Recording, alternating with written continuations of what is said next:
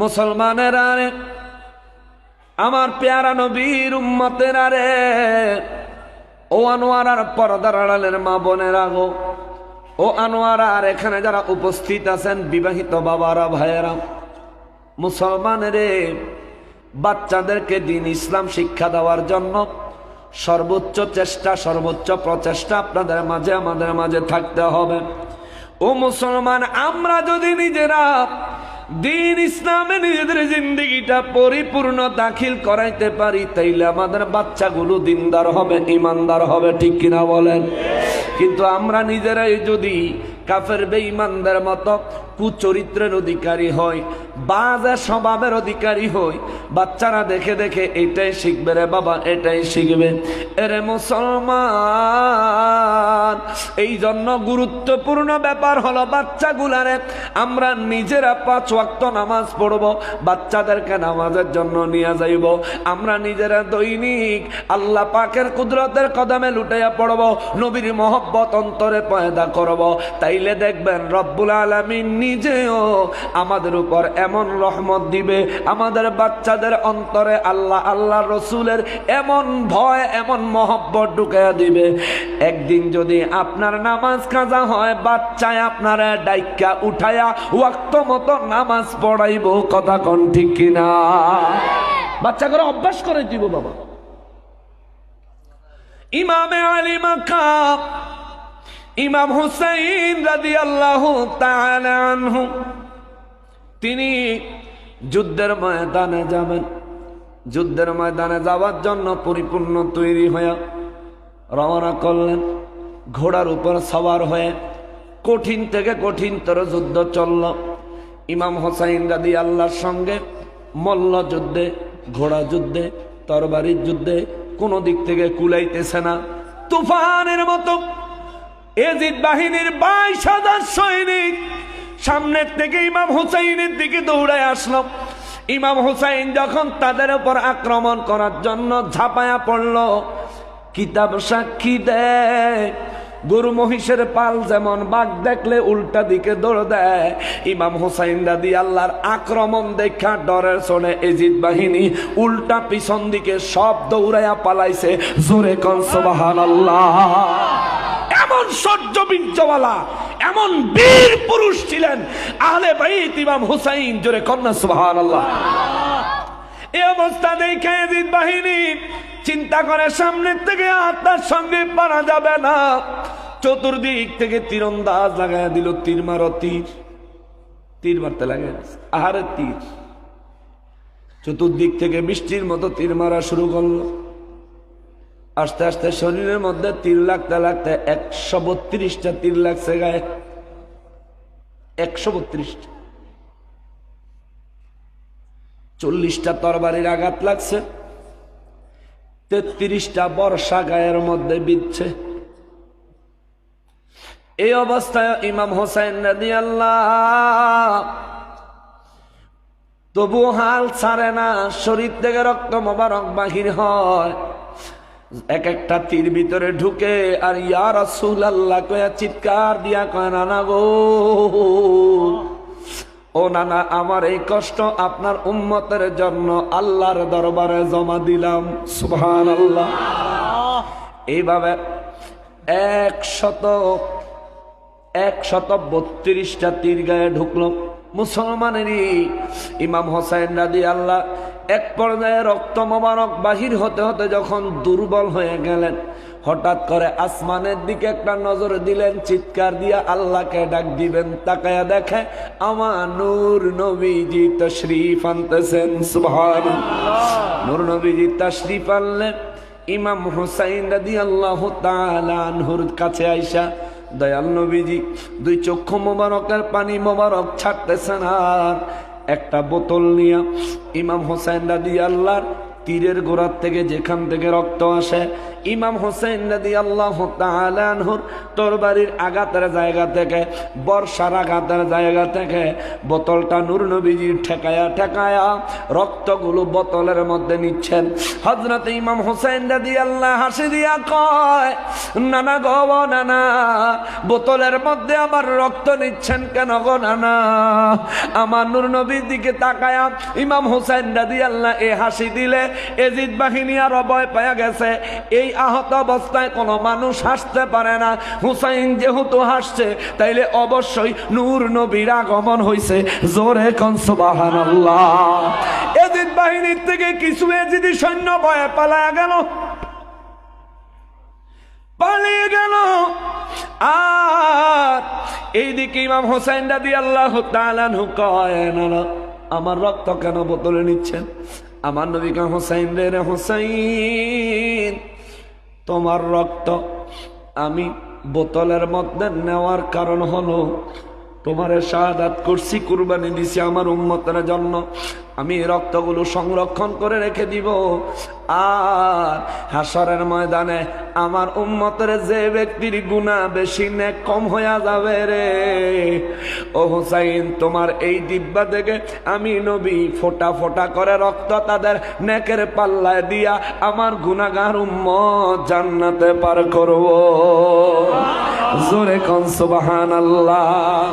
মুসলমানের এই জন্যই তো নাতে রাসূলের মধ্যে কয়, ওরে এমন দয়ালো নবী,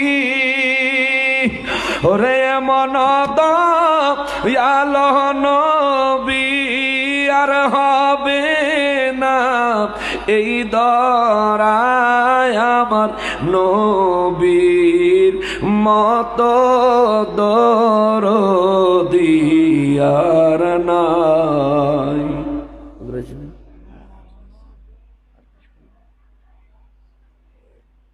সম্ভব না। ও আমার মুমিন ভাই, আমার নবীর মতো দরদি আর নাই। ওরে এমন দয়ালো নবী, এমন দয়ালো নবী আর হবে না এই দরায় আমার নবীর মতো দরদি আর নাই। ও নবীজি,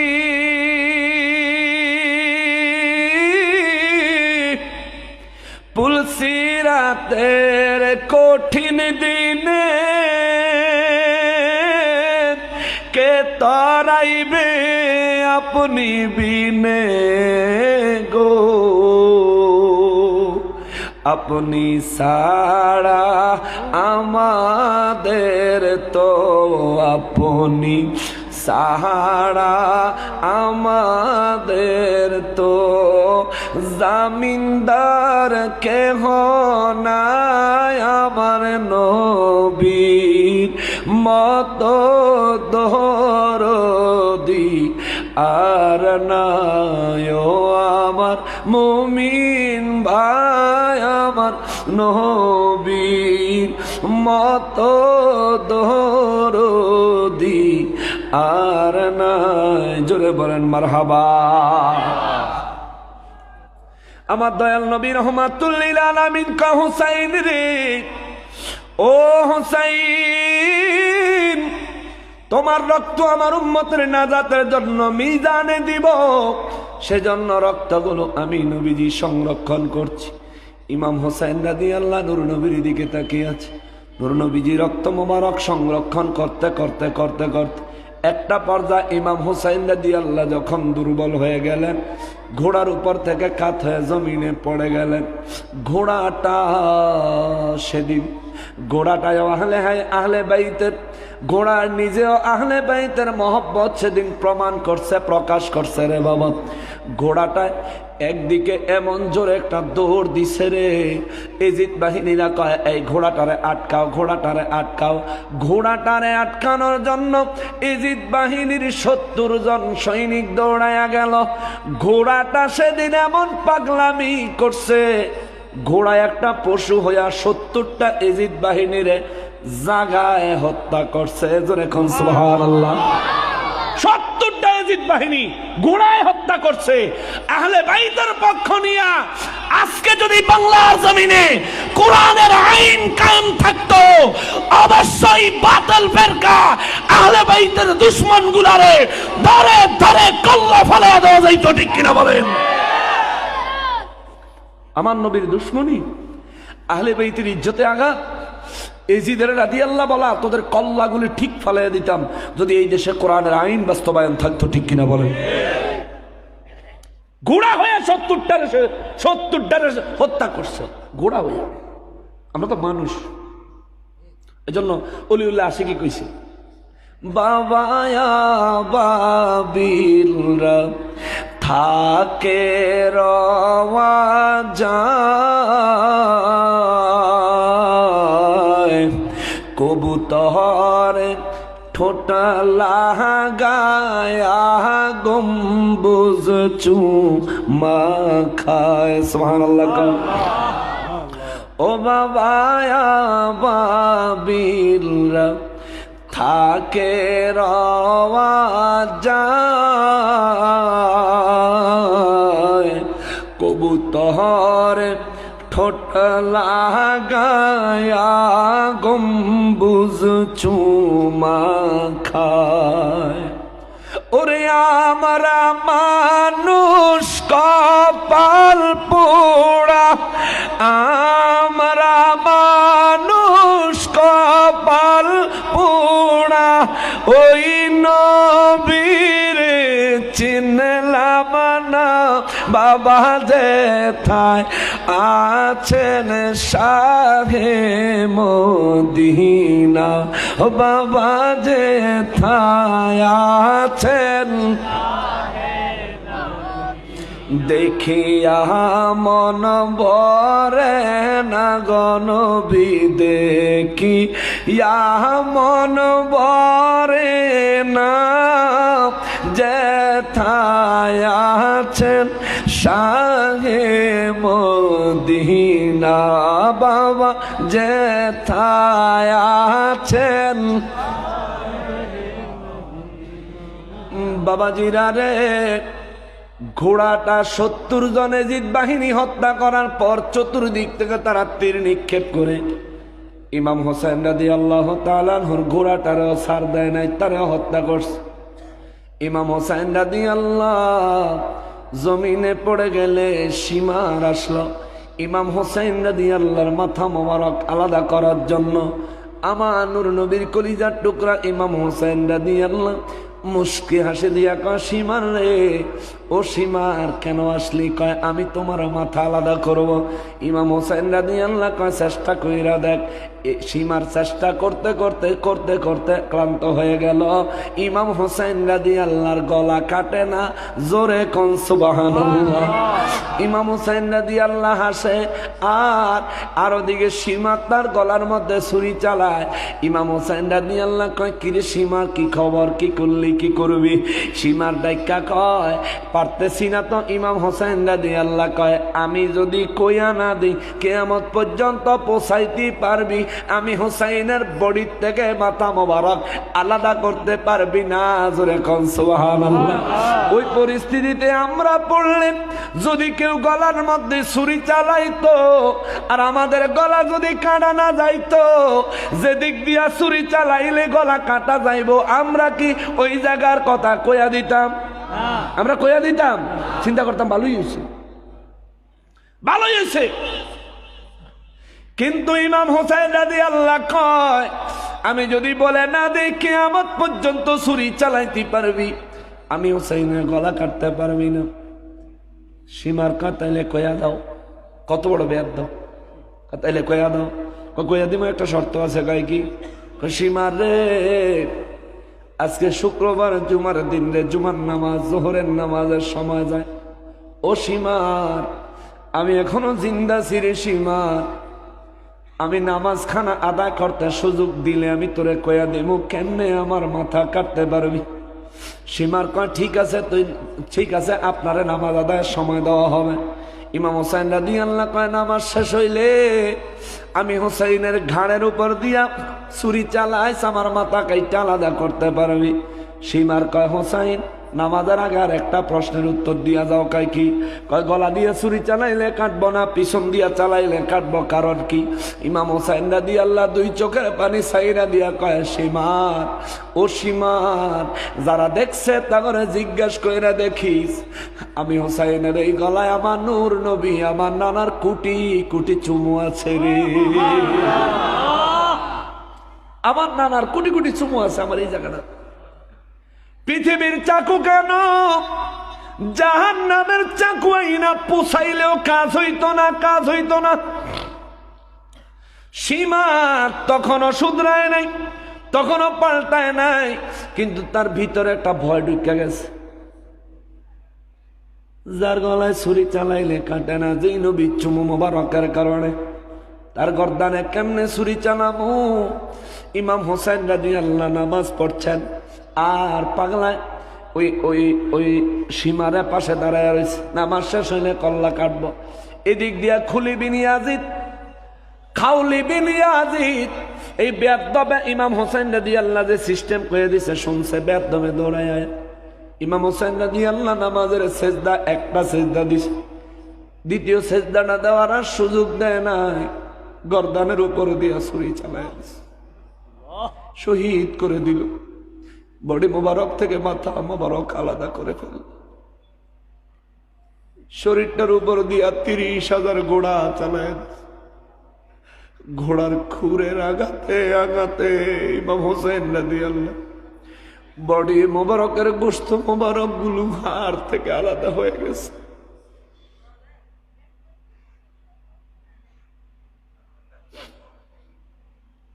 মাথা মোবারক কাইটা একটা পাথরের উপরে বসে। তখনও তার আজান দিয়া ওই জায়গায় জামাতে নামাজ পড়ছে।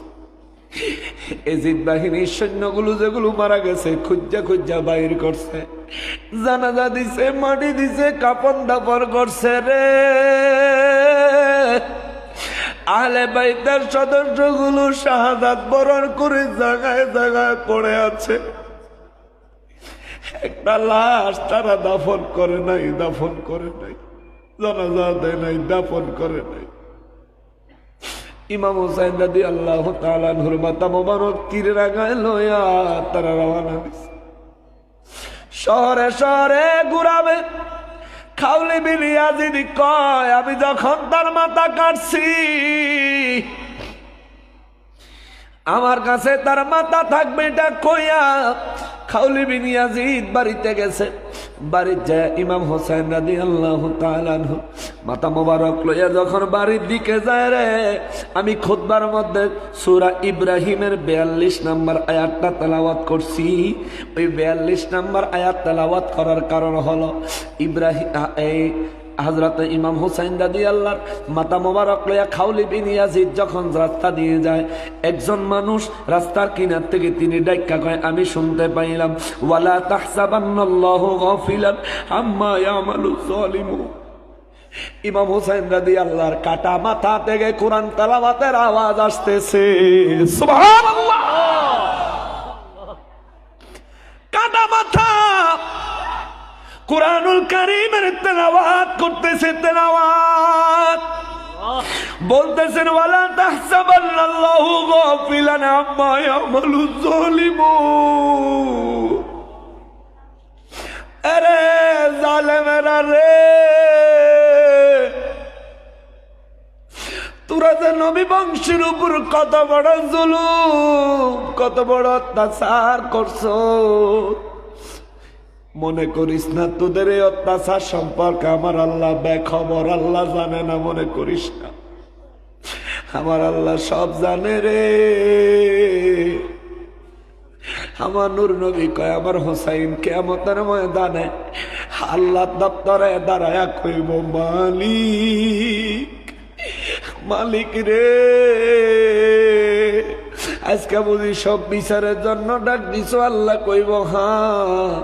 ইমাম হুসাইন রাদি আল্লাহ কইব আল্লাহ, ও আল্লাহ, সব ক্ষমতার মালিক না আপনি, সব ক্ষমতার মালিক তো আপনি।